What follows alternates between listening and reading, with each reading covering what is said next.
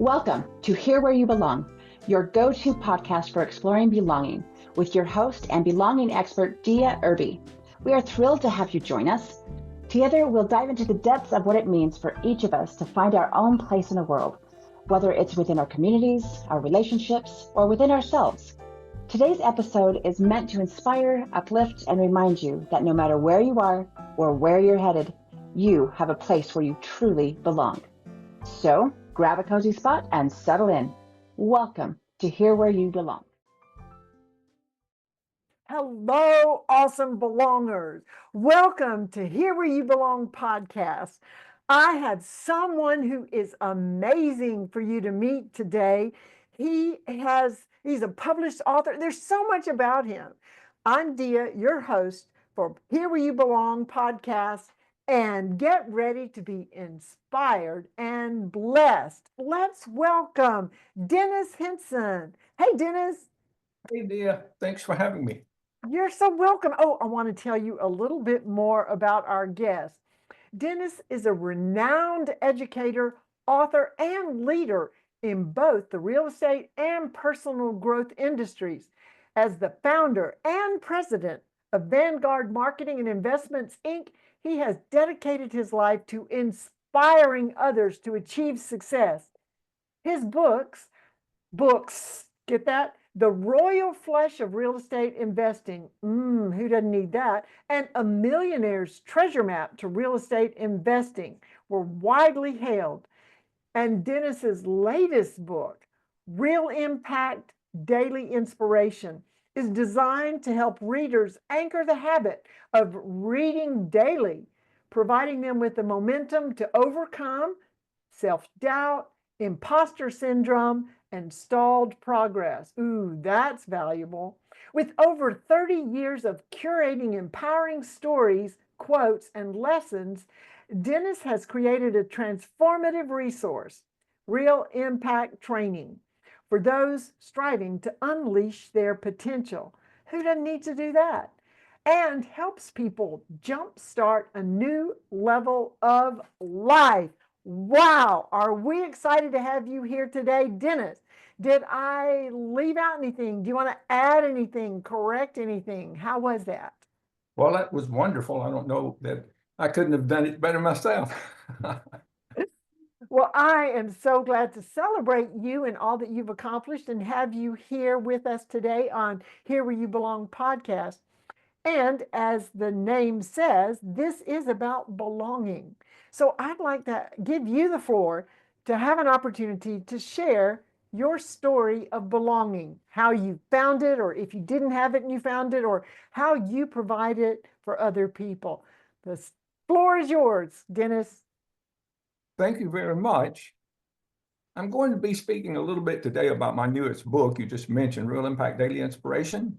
And I want to share with you how it came about.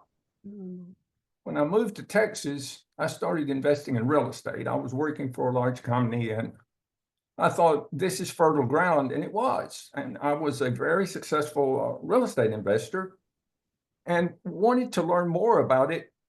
There were no real estate investment groups in Arlington. Now, I live in Arlington, which is in the Dallas-Fort Worth Metroplex, but that's a very large metroplex. For example, if I have to go to Garland or to McKinney and the traffic's bad, it may take an hour and a half to get there or longer. So it's a 3-hour trip. And then the same way with Fort Worth, we went somewhere, my wife and I went somewhere in North Fort Worth, and it took almost an hour and there wasn't any traffic. So it's a very big place. So I thought, well, we need an investor club in Arlington. This was around 2005. And so I'll start one. I know a lot of people. I've been to a lot of groups and I've gathered a lot of information. So I started the AREA.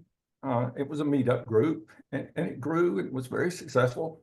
And then I started teaching classes. I thought, well, if I teach short sales, I'll become better at short sales or subject to or private money or whatever. So once a month, I would teach a class.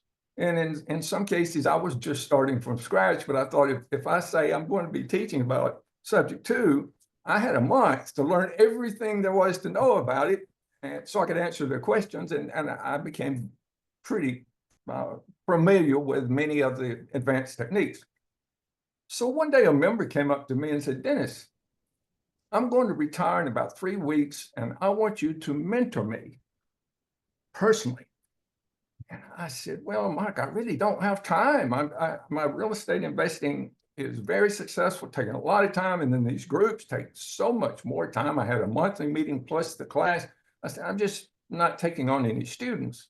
And he looked at me and he said, Dennis, you didn't understand what I said. I said, I'm going to retire in about 3 weeks and you're going to mentor me. And so he said, let's just have lunch and we'll talk about it. So I told Norma, I said, Norma, I'm meeting Mike Chase for lunch and he wants me to teach him. And I'm not interested. I'm not going to do it. So we had lunch and he paid for it. At the end of lunch, he reached in, he had a coat like this. He reached in and pulled his checkbook out and he handed it to me and he said, Dennis, you're going to mentor me, fill this out. And I said, you mean the amount? And he said, yes. So I thought, this will solve this. There's no way he's going to pay. And I wrote a number there that no one in their right mind would pay. I gave it back to him and he tore out the check, signed it, and handed it back to me without even looking at the number. And that's when I started teaching. So before long, I had students in within a 10-year period, I had over 400 students. And they were really successful. I mean, I took the program. I thought, well, if they're going to pay me this kind of money, I'm going to really have to give them something powerful. My students became so successful that people invited me to come and speak at expos. I was speaking at real estate meetings throughout the country and other countries. And on the podcast one day, the host said, Dennis, why are your students so successful? And I said, well, I haven't changed their habits. If they can form success habits, then they become successful. Then they said, Dennis, what's the #1 success habit that you teach your students that make them super successful? I thought for a second and I said, I have them form the habit of reading something positive every day that moves them toward their goal. So after the podcast, I was thinking, that was absolutely the right answer. Wouldn't it be great if there were a tool or an app or something to help people form this habit because it's so powerful? And then it hit me. It was almost like somebody grabbed me and shook me. Dennis, you've been collecting poems, quotes, short stories, and books for 50 years. You have a journal that has powerful quotes and powerful poems, and some of the stories just make you cry. You can put those together and people can form the habit regardless of their time schedule. If they have 2 minutes, they can read a poem. If they have 2 seconds, they can read a quote. And if they have 30 minutes in between meetings, maybe they'll read a short story. But if they have 3 hours, you have your list of books in the back. And these are powerful books. They're so powerful that one of the people on Amazon, I have lots of Amazon reviews. People on Amazon really love my book. And one of the guys said, the reason I gave you 5 stars was that list of books. It is really powerful. So when I first started in business, I was hired by a large company, had hundreds of people in the company. And the vice president, if you ever met somebody kind of like you met somebody and you just feel like you've known them forever. You're instant friends and you have this bond. Well, it was like that with me. Hundreds of people, and he brings me into his office and tutors me personally. And I felt very, empowered by that. I was humbled by that. So one day he was telling me about the laws of nature. He said, Dennis, there's these laws. And if you follow these laws of nature, your life's going to be successful. It's going to be easy. Things are going to come to you that you need. But if you go against them, you're going to have a pretty hard time. So I stopped him. I held my hand up and said, Jack, stop. He said, why? Why you want me to stop? I said, I'm sold. I want the book. I'm ready to read it. Where's the book? Give me the laws of nature. He laughed and he said, no, Dennis, it's not a book. It's in a lot of books. It's a life search. So this was in 1975. And at that point, I thought, well, these need to be in a book. So I'm going to write the book. So 50 years ago, I started writing the book and I'm still working on it, but I'll have it done this year. It's called The 7 Secrets of Success. So that's the next book that you'll see from me that's coming out. But the reason that I'm telling you this is Jack gave me 3 books. He gave me Think and Grow Rich, Success the Glenn Bland Method, and The Greatest Salesman in the World by Mendino. You know, Dia, when I finished reading those books, I was a different person. I was on fire. I was euphoric. I had to have more. It was like I had taken this drug that had really got me excited, and I had to have more. So I started looking for other books. And every time I found one, I kept it in the journal. I met Jim Rohn early in my career before he was famous. He was just, another guy, and we were friends. And he said, write everything down, keep it in the journal. So I started keeping a list. You couldn't go on the internet in the 70s. There wasn't an internet, and there wasn't a Google. So the only way you could find the books that were really powerful was to find a super successful person and say, hey, what you reading? What was good? What inspired you? And I read lots of books, but I only kept a list of the ones that shook me, that gave me my euphoria, because I wanted to go back and get motivated again. So this book, Real Impact Daily Inspiration, has that list in priority order. And you couldn't pay someone to read for 50 years and just write down the ones that were most inspirational. So that alone is worth the book. How many books do you have on the list? Well, there's probably, it's hard to tell, because some of them is you should read the autobiography of this person. So I've probably got 100 people that's really interesting people. And the books themselves, there's probably 60. I had 100 to start with, but I just took the best ones, the best of the best. And I'm doing a Real Impact 2, which will also have a list, continuation of that book, and a Real Impact 3. So those are 2 other books that are coming out. So you'll never run out of books. If you want to make this a habit, and you want to know what books to read, you'll never run out just by using the Real Impact series. So this will probably you won't have an answer for this. If you had to pick the one book that made the biggest impact on you, do you have one? Probably The Greatest Salesman in the World by Mendino, or Think and Grow Rich. I mean, if you take all of the 50 or 60 books, they're all that good. I mean, any one of them could be my favorite. But Think and Grow Rich was the first, so I probably give it the most credit. But the scrolls in the back of The Greatest Salesman are so powerful that I formed those habits in 1975, 50 years ago, and I'm still doing them 50 years later. And they've made a tremendous difference on the kind of life I've been able to live, and the kind of family that I have, and the car that I drive, and the house that I live in, and the wonderful office and staff. I mean, it's life-changing. And so with the Real Impact Daily Inspiration, it's a life-changing book. If it's used the way it's intended, it's not intended to, you don't pick it up and read it. That's not that kind of book. It's not a coffee table book. No, you're going to read a little bit. I was doing a podcast, and someone said, Dennis, that sounds like Lectio Divina. I said, what? He said, some monks got together in the 5th century, and they came up with this way to get closer to the scriptures. So they would read one scripture, and then they would imagine themselves as part of it, and then they would read it again out loud, and then they would contemplate it for however long it took. So that's kind of how this book is. You read until something grabs you, and then you put yourself in it, and you read it again, and then you just contemplate it. And the effect that it's going to have on your ability and how you relate to people is absolutely amazing. Well, that's why my students are so successful.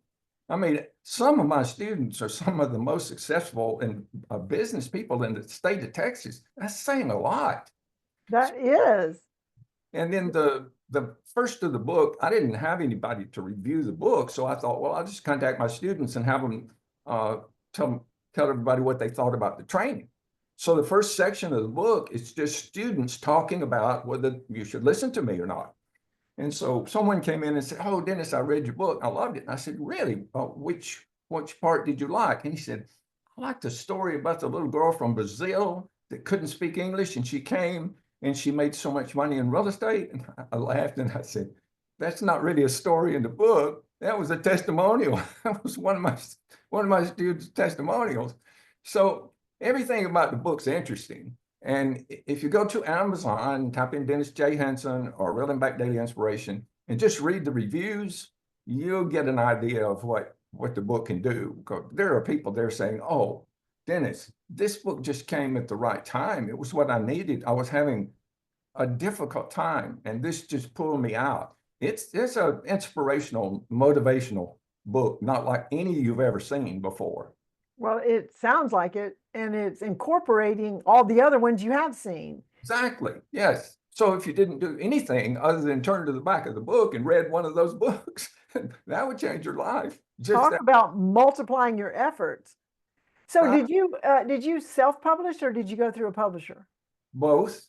I went through the people that printed the hardcover book are the same people that printed Harry Potter. They're the second largest printer in America, and they're from Canada.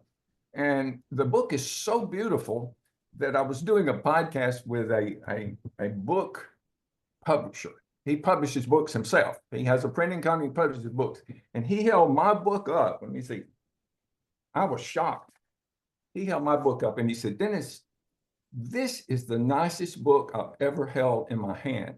He said, "The paper." He said, "Is this satin?" I said, "Yeah, it's satin," because I owned a printing company at one time.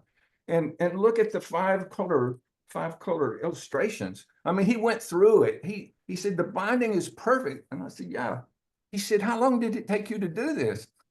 5 years. It should have taken, I had it all together. It should have taken 3 months, but I wanted it to be something really nice that you could give to your grandchildren so they'd remember you the rest of their life, or someone graduating from high school or college that haven't decided what they wanted to do yet. That would be a great gift. If you need to give a graduation gift or maybe even a wedding gift, that would be kind of weird, but No, but groomsmen, it's the hardest gift to give is the groomsman, and you've already run out of money. You've spent $25,000 on your dress, just the dress, So what are you going to give the groomsman? This is perfect. It's so nice, and it's under $50, $35 for a beautiful book. It's twice as nice as any other book that you pay $35 for. I guarantee it. well, and that is so authentic and in line with the message of it, of success and positive thinking. Yes. Because if it weren't that quality, it would be inauthentic. Right. Yes. The book's You as an author, oh, well, let me just junk this out there. Yeah. Then you're not being successful and positive. I've heard leaders are readers. Yes. And that's exactly what you're saying. Right. In fact, that's a quote in the book, but there's like 1,000 quotes in the book. So pretty much any quote that you make that's famous and powerful is going to already be there. But yeah, that one is in the very first part of the book. Excellent. How many pages? I think there's around 500 pages. It's the perfect size. Right. And Yes. it will last. Oh yes. When I started with it, I had over 100 stories, success stories, and I thought, if I put all of these in there, there's no room for the poems and quotes and books, and so I had to narrow them down, and that was hard. It was really difficult, but I convinced myself, well, you can do book 2 and 3, and you can put those in later, but just take the best of the best. These stories are so powerful. You cannot read the book and not cry. They're cathartic. And every person I'm in my office, every person that walked in my office, I asked them, read the book? Yes. Well, at any point, did you cry? Oh, yes. And they pick a story out and they start telling me the story, because that was the threshold. If the story didn't move you, I mean, really grab you and move, it didn't go in the book. And my wife, I gave it to my wife and I said, here, help me proofread this. So a couple of days later, I said, well, how's it coming on the book? She said, I can't read it. I said, why? She said, oh, I just cried and cried. I just can't do it. So she's tough. My wife's Mexican. She's a tough character. If I can make her cry, Wow. pretty powerful. And we need an emotion release Right. trigger. When I first started writing and I reread The Greatest Salesman in the World by Mandino, and there's the story and then there's the scrolls. And when I read the story, tears ran down my eyes and I thought, this is how I want my book to be. This is why this book sells so well. People love it because it moves them. So I took that idea and put it in the book. There's one story in the book about Walt Disney. And when he did Snow White and the Seven Dwarfs, his goal was, if I can make people cry sitting in a movie theater looking at an artist's drawing, I will have accomplished something really powerful. And of course he did. And Snow White changed the whole cartoon world, the whole movie. Yes. And so the Disney story is probably one of my favorites, but they're all my favorites. They're my baby. Or they wouldn't be in your book if they weren't your favorite. Exactly. Okay, well, I've got to get a copy of that for sure. And I'm already making a gift list of who I can give it to.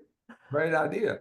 Yes, I love this. Is so good, but we're going to take a break and be back after this brief message.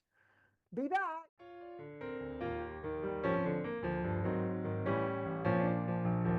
Hey there! Isn't my guest amazing? So glad you joined us today. In this world that often feels disconnected, building community and fostering belonging are essential.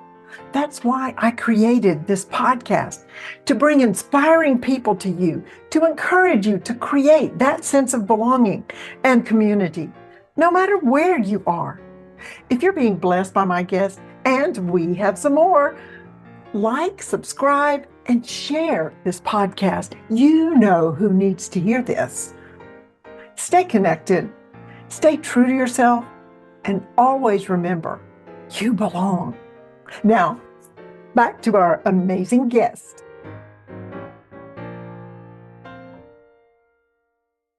And we're back with the amazing Dennis Henson. Oh, if you skipped to the second half and didn't hear all about his book, you must go back and listen to it again, or pause this and go on Amazon and order it. As you know, the second half of the podcast, I like to ask my guests 3 questions. The first question I asked Dennis was, what do you consider is your greatest accomplishment? Now, he got a plethora of accomplishments, but he said in the answer, and he can elaborate or decide he's got something else, but his greatest accomplishment is inspiring others to believe in their ability to succeed. Wow, that multiplies. Whether through mentoring students in real estate, helping individuals find their unique path, or compiling Real Impact Daily Inspiration, which is the book that you need to pause and go order on Amazon. He is proud to have made a lasting impact on countless lives. And oh my goodness, he has. What an accomplishment. You found your purpose in this world and you are accomplishing it, which makes you show up authentically and powerfully. So do you have anything else you'd like to add to that? Yes. You mentioned purpose. So many people go through their life wondering, well, why am I here and what is my purpose? Well, I'm about to tell you. Your purpose comes to you all the time. It's called desire. A desire is a gift. Now, so many people get this gift and the desire, that you wouldn't have received the desire if you were not able to actually accomplish what you're desiring. But they'll say, oh, but I don't have the money, I don't have the education, I don't have the contacts, I don't have this, I don't have that. And they talk themselves out of doing what would make them happy and make the world better because of their own resistance and their negative. When I was introduced to motivation, when I received the books from Jack McConaughey, he talked a lot about having a positive mental attitude. And I studied about that. What is this? There's a book called Positive Mental Attitude. W. Clement Stone talked a lot about positive mental attitude.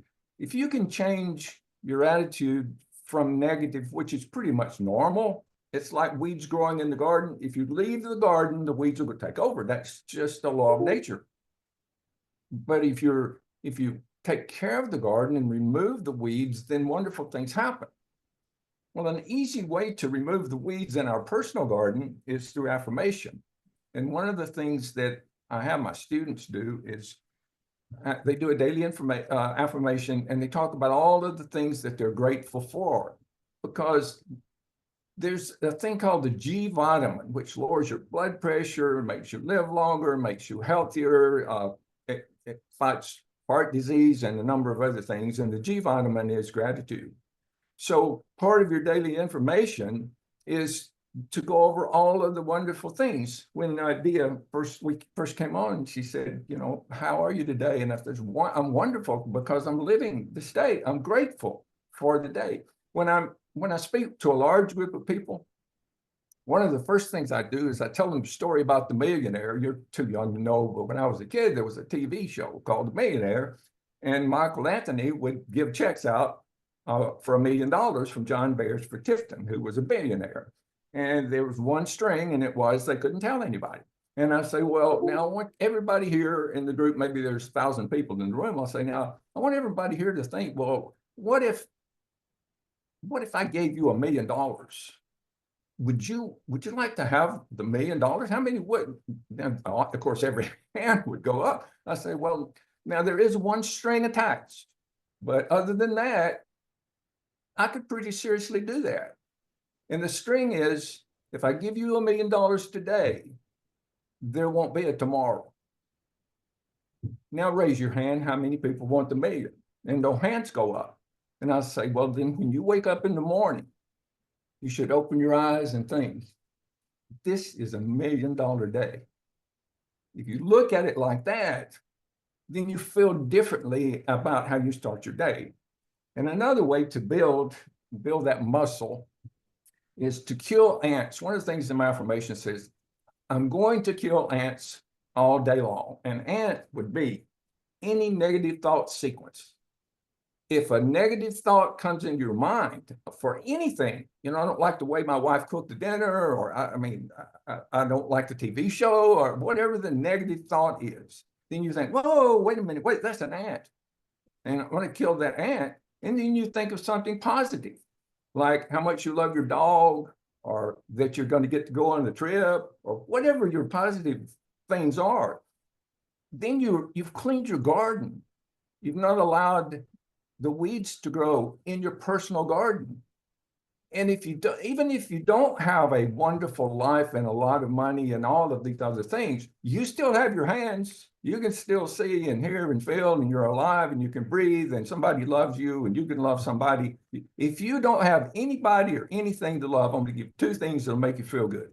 Go to an animal shelter and pick out one of those wonderful little angels there and bring them home, and they will love you. They will love you to death. And that'll clean your garden out. And another thing, if you want to make someone happy, which will make you happy, let's say you just read a book, maybe not my book, maybe Dia's book. You just read this, oh, it's wonderful. Well, go to Amazon and find it and put 5 stars by it and say, this was a good book. You should read that book. And you know what you just did? You just made Dia's day. She'll go and she'll see that, and she'll say, somebody gave me a 5-star rating, and that's wonderful. You know, and it makes you feel good to make other people feel good. So like once a week, go find you a thing you're going to be reading every day. Once you use my book, you're going to be, forming the habit of reading something positive every day. And you're going to find a lot of books you like. Just be sure to go in there and give the author a pat on the back and say, thank you. This was because authors spend a lot of time. I mean, it's not easy to put a book together. And it's so hard to get those little pats on the back. It's, you'll see there's thousands and millions of books on there that have 1 star or no stars. Right. And so it's a very difficult thing to move somebody to the point to do that. And if you know somebody that's a struggling author, that really would motivate them, really would help them out if you would just take a minute to do that. And helping other people is it's the most powerful medicine I know. It makes you feel great to help a lot of other people, which is exactly why I wrote this book. I didn't have time to write a book. I'm a real estate investor. I'm a business, I'm a teacher, I'm a speaker, I'm 1,000 other things. But I wrote this book with love in my heart to help a lot of people. It's my legacy. It's going to be changing lives. I often wondered, did Socrates know that people would still be quoting him hundreds and hundreds and hundreds of years later? Probably not. Centuries. Yes, I know. Probably. Did Napoleon Hill know that his book was going to change some business people's lives for many years?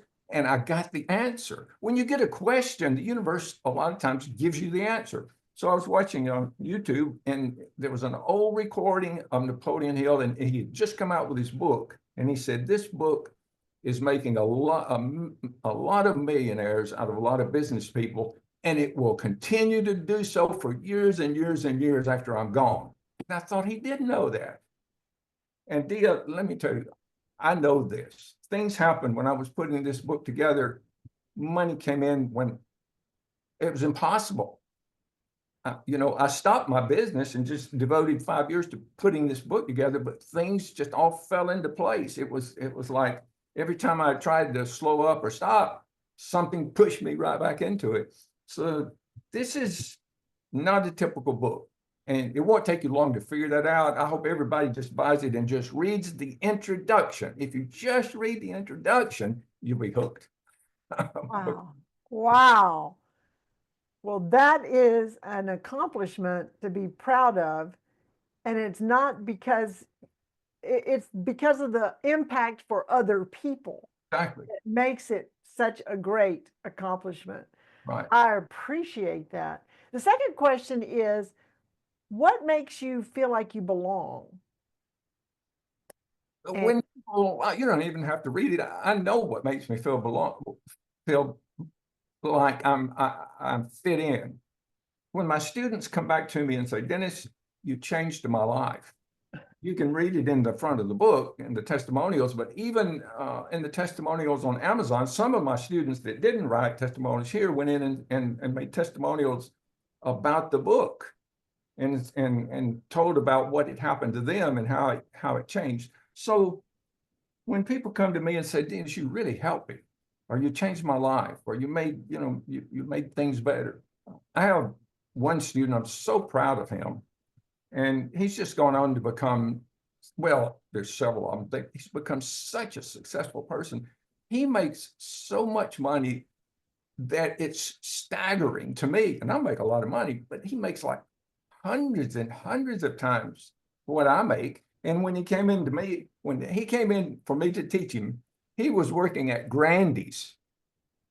He was sending people cinnamon buns at Grandy's. And now he's a super, super success. And he gives me all the credit. Of course, it was him that did it. I just told him what to do. Read this and do this and do this. And he went out and did it, and it worked. It worked for him. There's a big difference between knowing and doing. Right.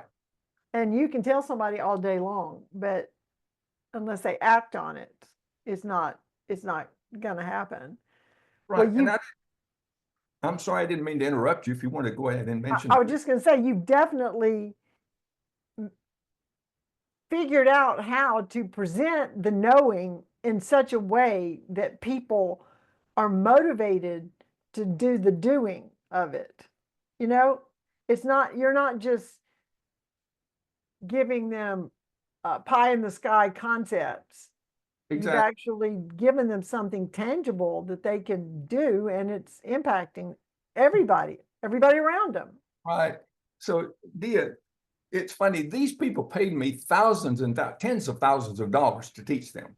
I mean, it was expensive, but they all went out and made 10 or 20 times that much. Well, everything that I taught them, or at least most of it, is in here for 35 bucks.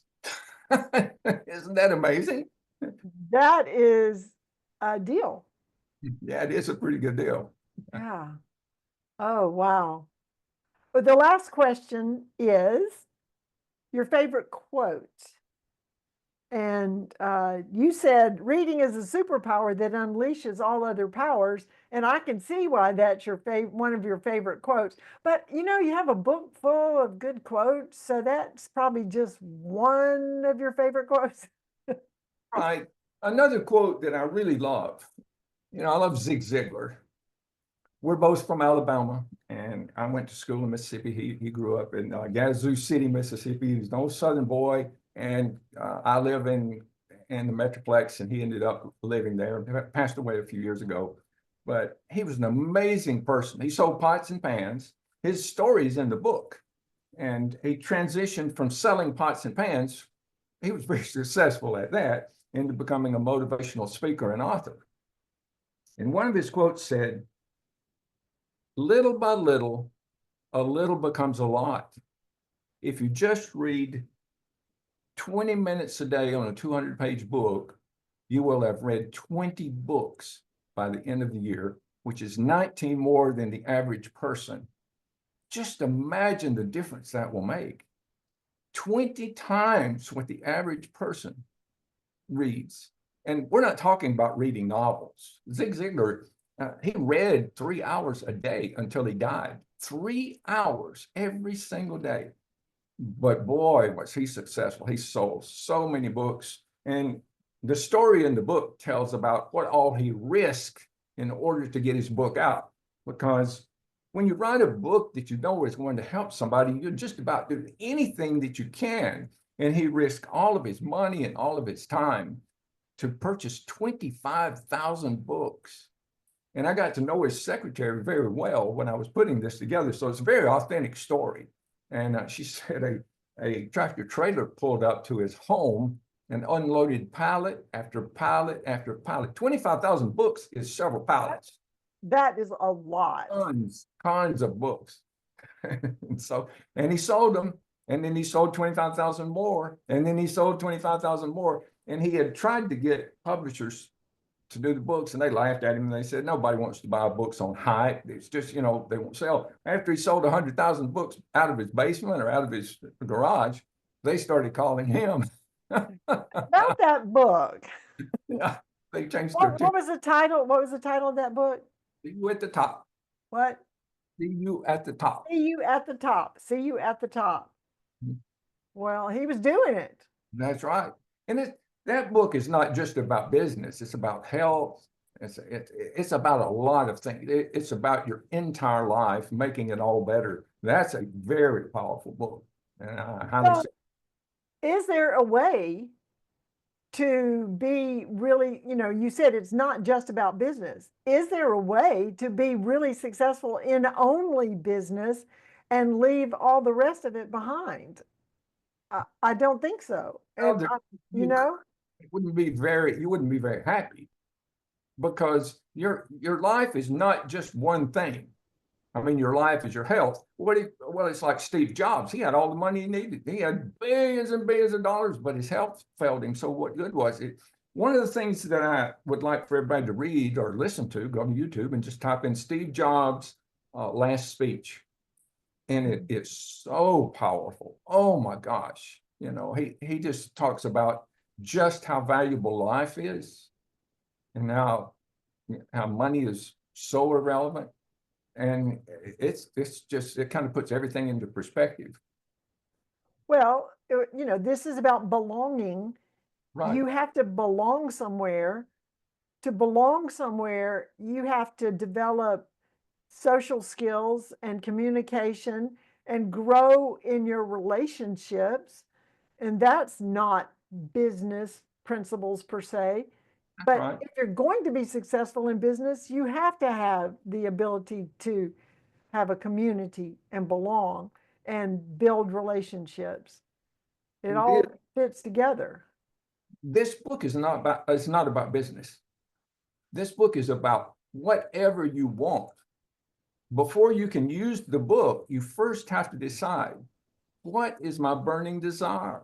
What is it I want? Who do I want to become? What do I want to be? Where do I want to, you have to have a destination, and you already have it inside you. You've just pushed it away so much, it may be hard to uncover it. You have to become open to what am I being offered? And it really is an offer. It's a gift. And then all you have to do is accept it and start moving in the direction. Here's a short, I'll try to be short. When I was in high school, I hated school. I was failing the ninth grade. The teacher called me in, called my mother in, and said, Dennis is going to fail the ninth grade and he'll quit before he finishes high school. And she made me start studying and taking books home. And so I made D's and got through the ninth grade. The next year, I went to band camp at the University of Alabama, and I learned about drum rudiments. And I learned about Downfall of Paris and the three counts. They're things that you can play. And I started learning the drum rudiments. And I got really excited about becoming a much better drummer. And so a college band came and put on a concert. After the concert, the band director said, I have a little treat for you. I brought a marching drum section. They came out into the gym floor and they put on sunglasses, strapped on their drums, and they put on a show that just blew my mind. I'd never heard anything like it. They were playing rudiments, they were playing antiphonal things, they were playing funky things, and this is back in the 60s. So I went to my band director and I said, I got to be in that group. And he said, Dennis, you'd have to go to college to be in that group, and with your grades, they're never going to let you into college. And I said, well, if I improve my grades, you think I can get in? He said, well, that would be the first step. So I went from a D minus F student to an A, B student, and got into college and became a member of that drum section, became the section leader. And before I left the school there, I was the drum major of the band. So, I could have said, well, I can't do this. We were poor. My father was a disabled veteran from World War II. We lived on a veteran's pension, which was nothing. I mean, literally nothing. And we didn't have any money. There was no way for me to get to school. How would I live? How would I buy the books? How would I pay for the tuition? How was I going to get in? And then I played the drums backwards. I was left-handed. They were never going to let me in. I mean, the things that I overcame, which is in this next book, the things that I overcame, most people would have just said, no, it's impossible, you can't do it. And the stories in this Real Impact book are similar. They're stories of people who accomplished things that were literally impossible. There was no possible way for it to happen, yet they made it happen because they took it on as their personal desire.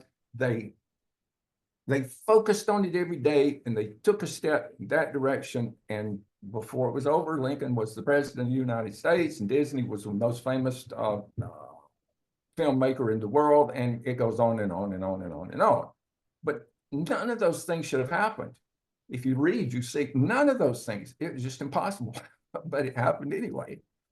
It's when you align with your purpose. Exactly. Because everybody is put on the earth. I say they're gift wrapped.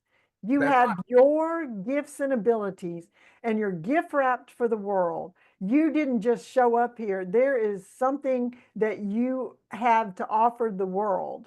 Right. And we need to find it. And it's what comes easy to us in a sense, because it's our gifting.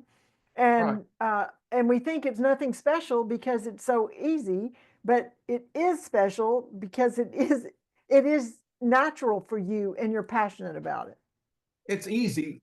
The hard part is to stop rejecting it. That's the hard part. Right. To accept it.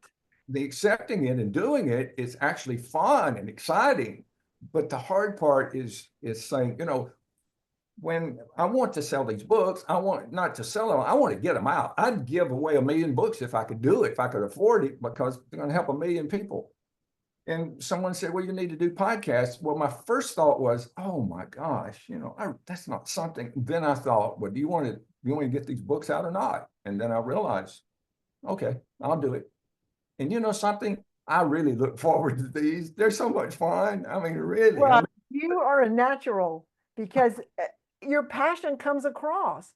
And I can hear that you have a desire to get this out and help people. Oh my goodness, this has been so good, but we are out of time. Before we go, I'm going to give you an opportunity to say a final message to our listeners. What do you have to say? Well, I'd like to give them all a free ebook on the Real Impact Daily Inspiration. All you have to do is go to realimpactbook.com. That's realimpactbook.com. Scroll to the bottom, look at it, but scroll to the bottom where it says podcast attendee. Click on that, put your name and email, and you'll be immediately sent a download. It's not next week or tomorrow, it's instant. If you go right now, you can have the book before we finish this podcast. I love that. Thank you. Thank you so much, Dennis. Well, to my amazing guest, Dennis, thank you. Well, thank you. To our listeners, belongers, stay connected, stay true to yourself, and always remember, you belong. This is Dia Irby of Here Where You Belong podcast, signing off. Bye now.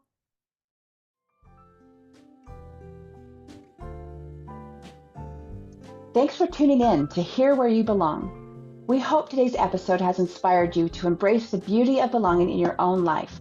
Remember, no matter where you are or where you're headed, you have a place where you truly belong. Join us again next time for more insightful conversations and heartwarming stories. Until then, stay connected, stay true to yourself, and always remember that you belong.